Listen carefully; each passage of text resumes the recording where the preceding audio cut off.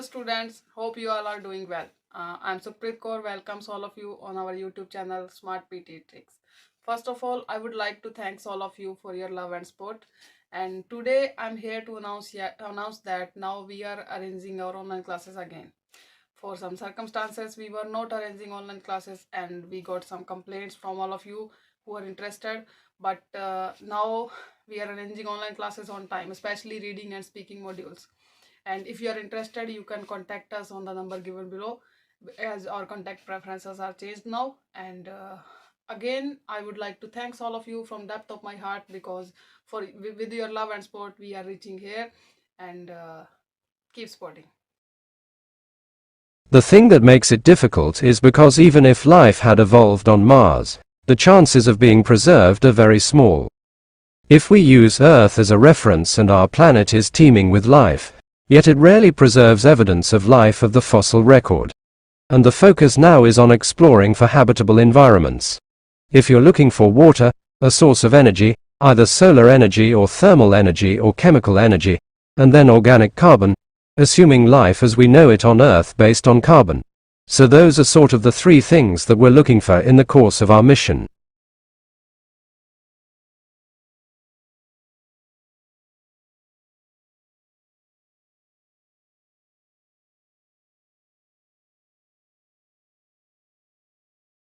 Green chemistry is a concept designed to develop technologies which allow chemistry to be practiced with minimal damage to the environment or in an environmentally compatible way. And it's meant to cover both chemical processes and chemical products. The center, if you would, set up about 7 or 8 years ago, and the idea was to provide a hub of activities that covered fundamental research work, industrial collaboration, but also educational developments. So we work with schools and on public, understanding, projects as well, and also networking. So we network out to well over 1,000 people around the globe.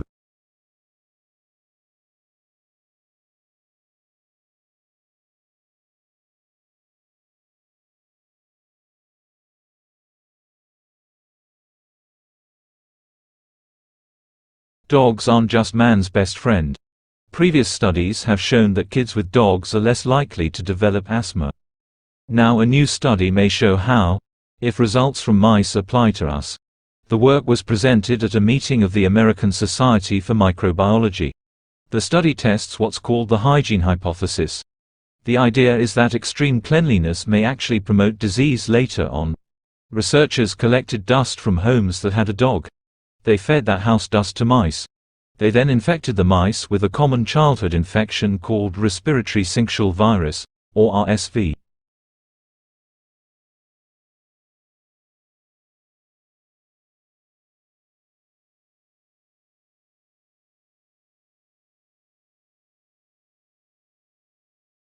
Lead-in time is the amount of time that elapses between a business placing an order with a supplier for more stock or raw materials and the delivery of the goods to the business. Businesses want the lead-in time to be as short as possible, so that they can meet their customer orders and minimize the time between paying for the stock and receiving the revenue from the customer. However, this may not happen due to a number of factors, such as delays in the supplier receiving the order, or the breakdown of the supplier's lorries deliver the stock to the business.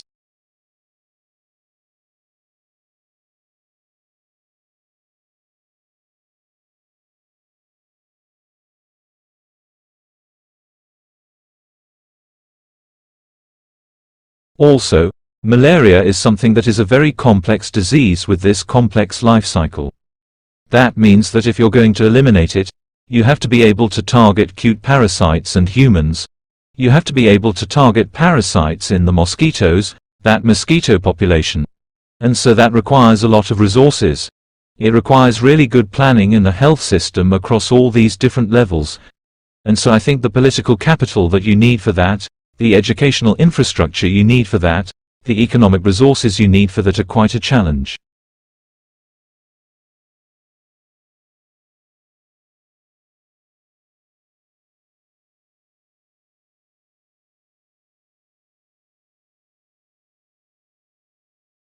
We are trying to understand the locomotion of one of our closest living relatives, which is the orangutan, and also the locomotion of all of the apes and the common ancestor of humans and the other apes. And in that area, we have had a big problem traditionally, and that we know a lot about how they move around the forest. I've been out to the forest and spent a year recording the different types of locomotion they use, but we have no idea about the energetic cost of how they move around the forest and the solutions that they find to problems of moving around the canopy.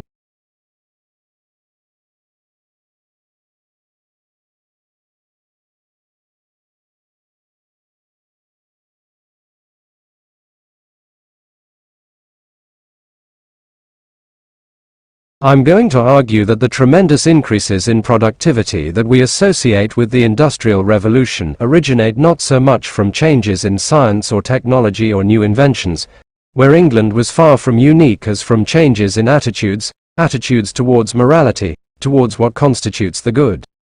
Attitudes towards property, which became England individuals long before it did on the continent.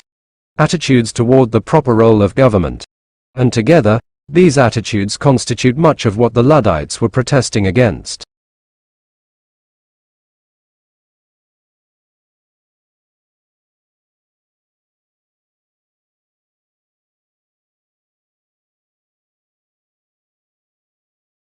To be original or to have originality is a facet of imagination that requires individuals to use their imagination to develop new ideas, thoughts or products that are original to the creator.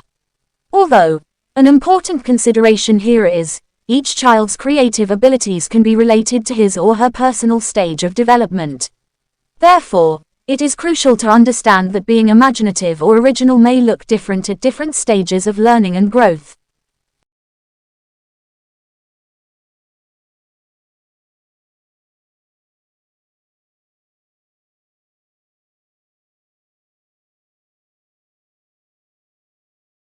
From an educational point of view, in the 21st century, educators are preparing students to become a contributing member in a rapidly changing society, so creativity may be viewed with an influence on the human capital approach.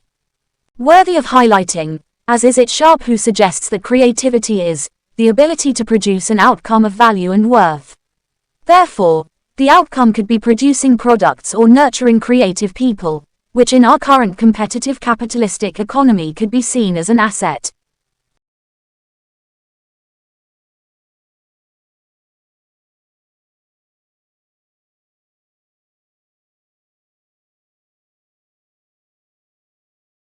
About 5 years ago, I began teaching at a 5-form entry primary school in East London as a Year 2 teacher with my own classroom responsibilities. Last year, I took on the role as learning leader for Year 2, and therefore I am responsible for supporting the academic development and well-being of roughly 130 children and assisting colleagues to ensure teacher standards are met to a high degree.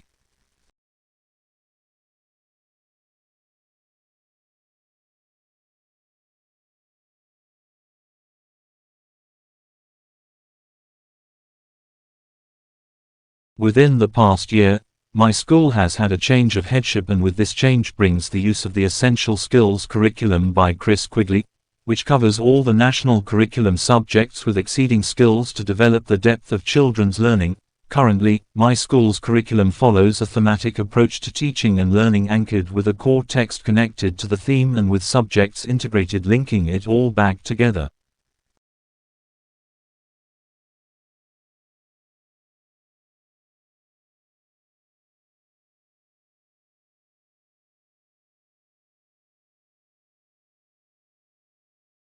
Paget shares similar views to Cropley in that creativity as a product or an outcome generates complications due to changing standards of a belief system, judgments that may vary culturally or societally, or the relevance of a product may not become apparent right away.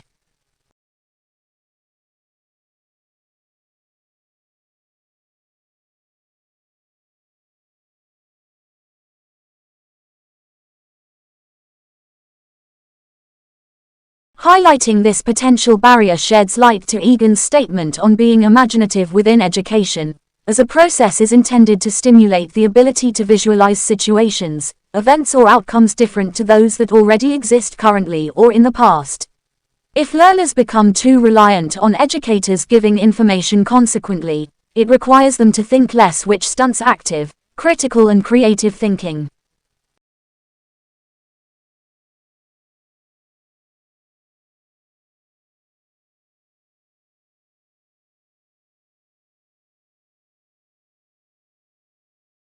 Children find it easy to transfer learning from one area, domain to another.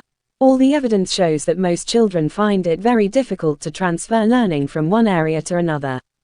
Knowledge and skills are so context-specific that children may simply fail to recognize that something they had already learned can be applied to a new situation. Adults can help children to make the connection.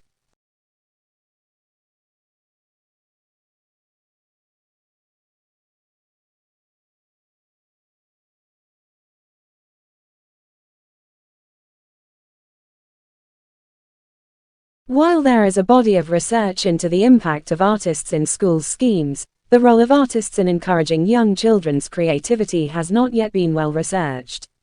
In other words, although the involvement of professional artists and creative workers has considerable potential to be helpful, we do not have research evidence to say what kinds of involvement may have the greatest impact on creativity.